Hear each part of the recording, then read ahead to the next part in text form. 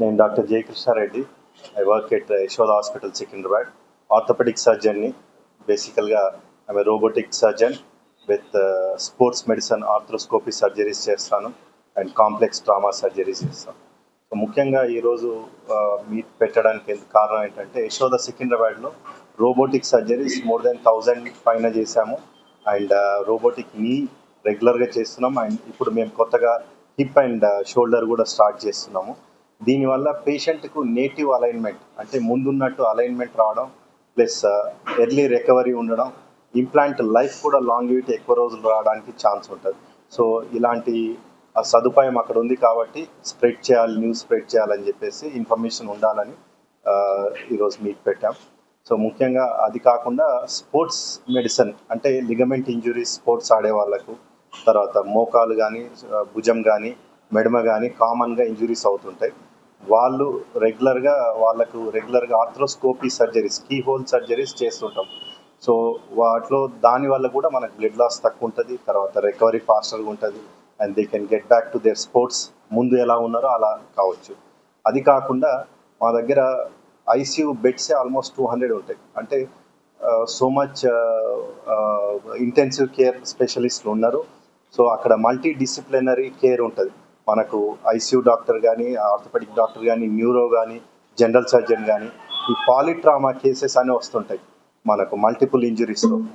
వాటిని different departments multi డిసిప్లినరీగా treat చేస్తుంటాం. ముఖ్యంగా మేజర్ ఫ్రాక్చర్స్ అవుతుంటాయి అలాంటి వాళ్ళకు, పాలిట్రామా ఫ్రాక్చర్ పీపుల్కు, రోడ్ ట్రాఫిక్ యాక్సిడెంట్ పేషెంట్స్కు. మేజర్ ఫ్రాక్చర్స్లో మేము ముఖ్యంగా పెల్వి అస్టాబులం ఫ్రాక్చర్స్ అని ఉంటాయి. అంటే అది మనకు తుంటి భాగాన్ని అయ్యే ఫ్రాక్చర్స్. అవి ఫిక్స్ చేయడం చాలా కష్టం. అది కాకుండా దాని నుంచి రికవర్ కావాలంటే ఎగ్జాక్ట్ పర్ఫెక్ట్ ఫిక్స్ కావడం ఇంపార్టెంట్. సో అవన్నీ advance technology and high end surgeries being a tertiary care అన్ని మల్టీ డిసిప్లినరీగా అన్ని డిపార్ట్మెంట్స్ ఉండి చూడడం వల్ల పేషెంట్ రికవరీ కూడా ఫాస్ట్గా ఉంటుంది. సో ఇది ఇన్ఫర్మేషన్ ఇద్దామని చెప్పేసి ఈరోజు మీకు పెట్టాను. Thank you. Provided patient fit ఉండాలి సర్జరీ కోసం. సో ఆ ఫిట్నెస్ అనేది పేషెంట్ నేను డిసైడ్ చేసేది కాదు, కార్డియాలజిస్ట్ అనస్థెటిస్ట్ డిసైడ్ చేస్తాను. సో అంత బాగుండి వాళ్ళకు క్రానిక్ డయాబెటీస్ లేకుండా, బీపీ క్రానిక్గా లేకుండా, ఏజ్ అరౌండ్ 60 ఉంటే 2 కాలు ఒకటేసారి చేసుకోవచ్చు.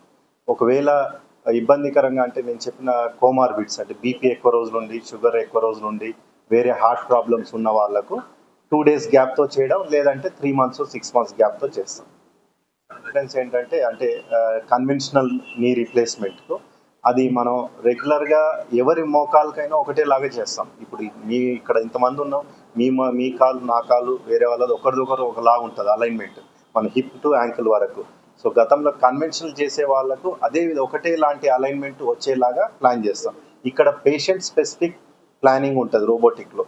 దానివల్ల మనకు రికవరీ ఫాస్ట్గా ఉంటుంది, ప్లస్ లైఫ్ కూడా ఎక్కువ ఉంటుంది. సో గతంలో చేసే దాంట్లో ఒక 10% ఛాన్సెస్ ఆఫ్ ఫెయిలియర్. ఇక్కడ ఇంకా వెరీ ప్రిసైజ్గా జాయింట్ ప్లేస్మెంట్ ఉంటుంది కాబట్టి మనకు ఇంకా దాన్ని failure chances are reducing further.